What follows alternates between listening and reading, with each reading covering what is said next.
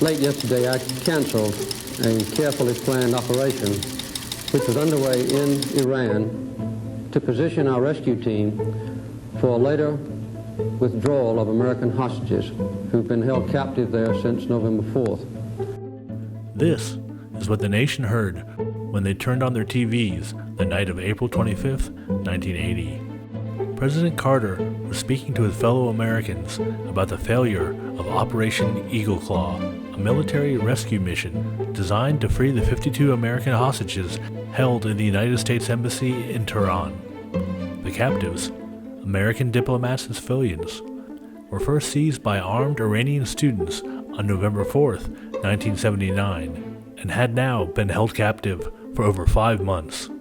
Eagle Claw was a bold and daring plan in which a team of United States Delta Force soldiers would be infiltrated into Tehran, where they would eliminate the guards at the embassy and free the hostages.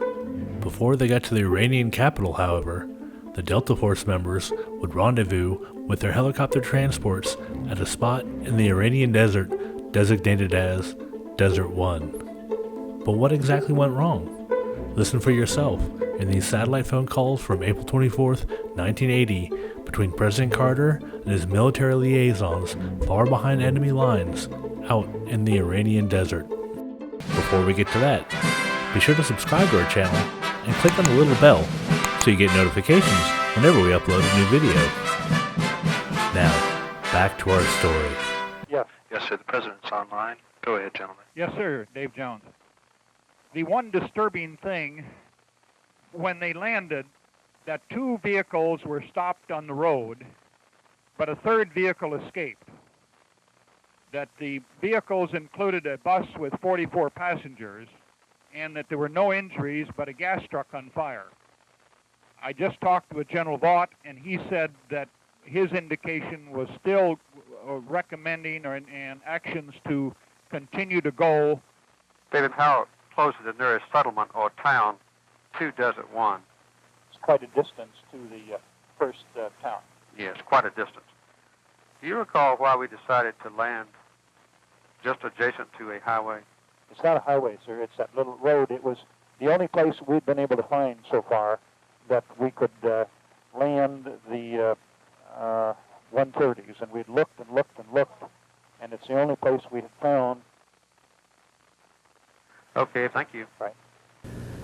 Equipment failure in the rescue helicopters made it necessary to end the mission.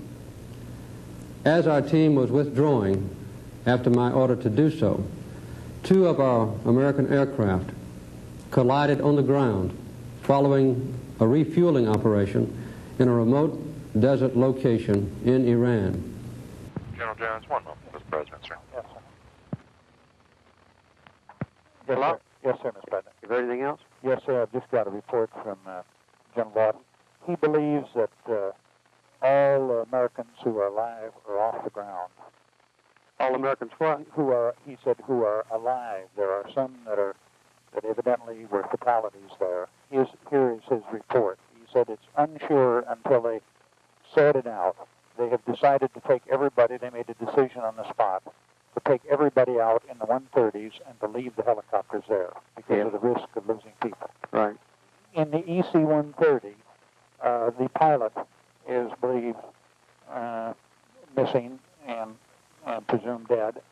And some passengers, the passengers most got out, but there may have been some trapped in there, and they haven't been able to make an exact counting. I understand.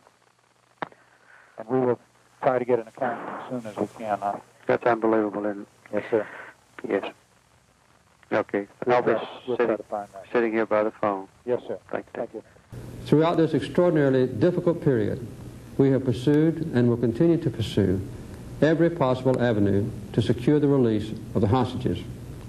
In these efforts, the support of the American people and of our friends throughout the world has been a most crucial element. That support of other nations is even more important now.